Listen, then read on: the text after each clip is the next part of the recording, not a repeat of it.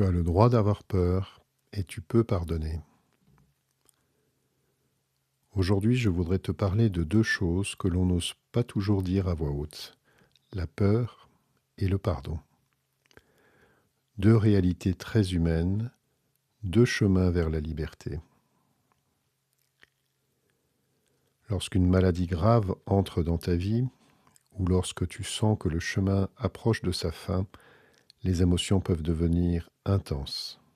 La peur, bien sûr, mais aussi la colère, le sentiment d'injustice, la tristesse, la frustration, parfois un mélange difficile à nommer qui change d'heure en heure, de jour en jour.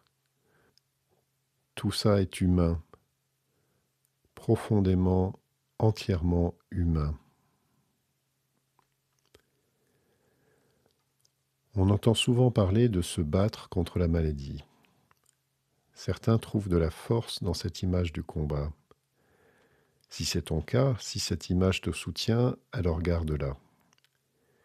Mais si elle t'épuise, si l'idée de devoir se battre te pèse davantage qu'elle ne te porte, alors tu n'es pas obligé de te mettre en guerre. Tu peux simplement accueillir ce qui est et la manière dont tu le vis.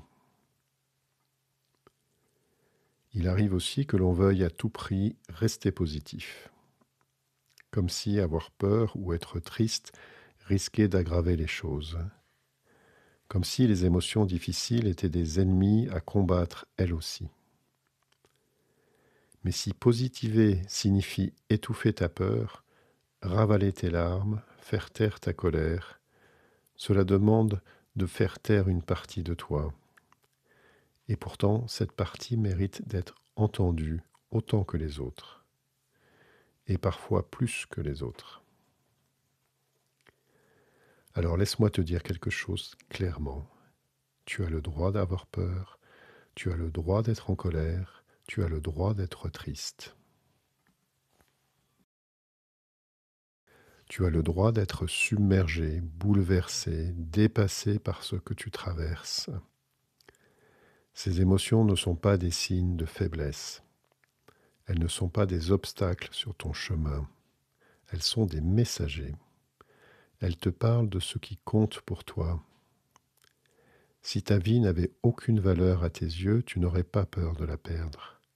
Si tes proches n'étaient pas importants, tu ne ressentirais pas cette douleur à l'idée de les quitter. Ta peur, ta tristesse, ta colère, elles témoignent de l'amour que tu portes. Accueillir tes émotions ne veut pas dire qu'elles prendront toute la place. Au contraire, quand tu les regardes avec douceur, sans les juger, sans les combattre, quelque chose se transforme. Elles cessent de t'envahir, elles deviennent des vagues qui passent. Et tu découvres qu'il y a aussi autre chose en toi. Des moments de joie, même fragiles, un sourire partagé avec quelqu'un que tu aimes, la beauté inattendue d'un paysage aperçu par la fenêtre, la gratitude pour une présence fidèle, la chaleur d'une main dans la tienne. Tu peux ressentir à la fois la peur et la paix, la tristesse et l'amour, la colère et la tendresse. Tout cela peut coexister en toi en même temps.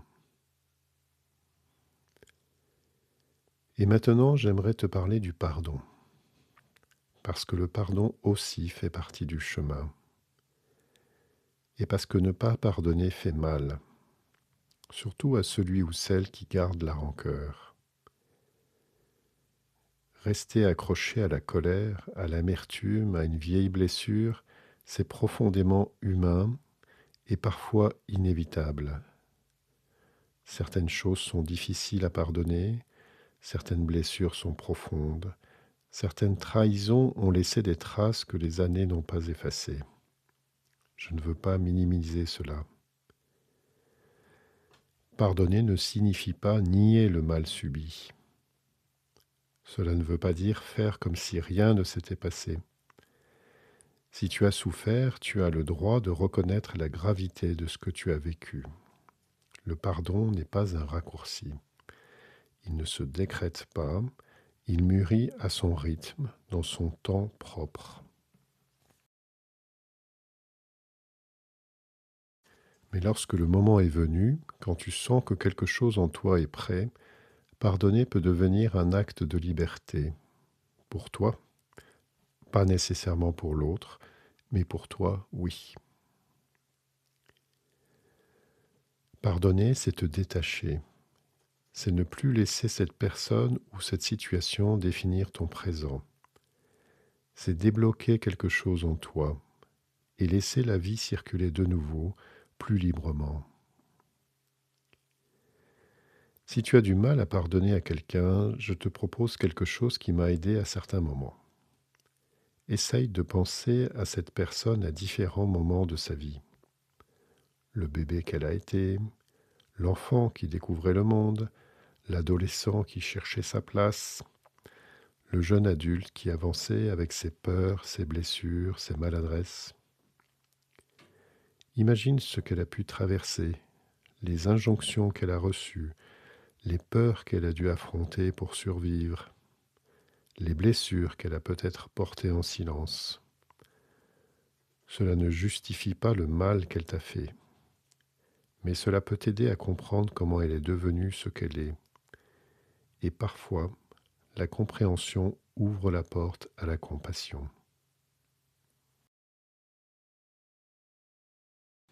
Mais peut-être que le plus difficile pour toi n'est pas de pardonner aux autres. Peut-être que le plus difficile, c'est de te pardonner à toi-même.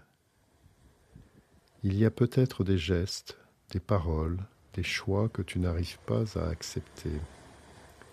Des moments où tu n'as pas été à la hauteur de ce que tu aurais voulu être. Des blessures que tu as causées, parfois sans le vouloir. Tu es humain.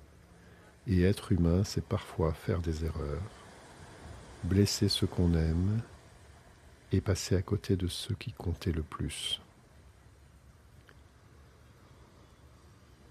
Je t'invite à imaginer une scène. Imagine que tu te tiens devant quelque chose de plus grand que toi.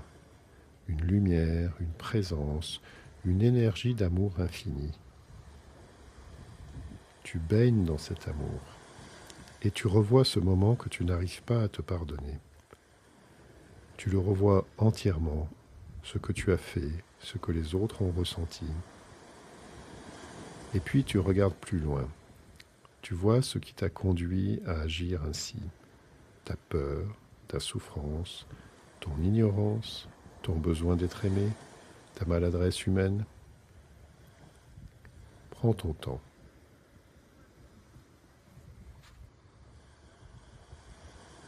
Tu es en sécurité dans cette scène.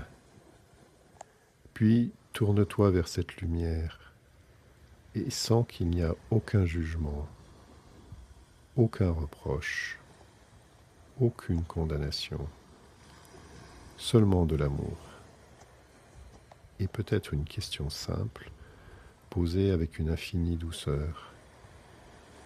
Qu'est-ce que tu as appris ?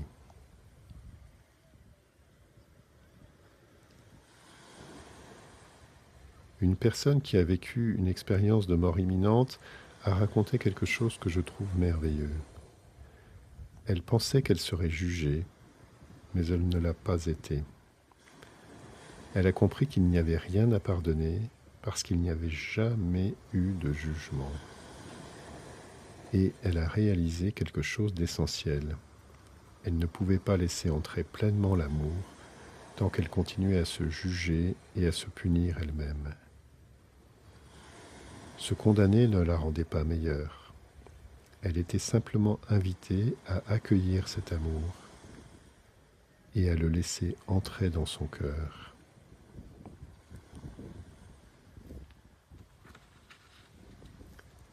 Peut-être est-ce cela au fond le pardon, accepter que l'amour soit plus grand que nos erreurs et le laisser entrer en nous, comme une façon de respirer plus largement et de se réconcilier avec sa propre humanité. Je t'invite maintenant à un moment de pause. Voici quelques questions posées avec douceur. As-tu quelque chose à te pardonner? As-tu un pardon à donner à quelqu'un? As-tu un pardon à demander? Si oui, quel geste, même symbolique, pourrais-tu faire dans l'une ou l'autre de ces directions? Une lettre que tu n'enverras peut-être jamais, un mot dit intérieurement dans le silence de ton cœur, un geste simple, connu de toi seul. L'amour trouve toujours son chemin, même à travers le silence. Je voudrais terminer avec ces mots de Martin Luther King. L'obscurité ne peut pas chasser l'obscurité. Seule la lumière peut le faire. La haine ne peut pas chasser la haine. Seul l'amour peut le faire. Seul l'amour peut le faire.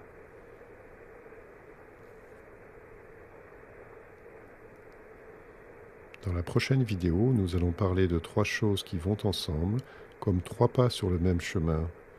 Lâcher prise, aimer encore et savoir que tu n'es pas seul. À bientôt.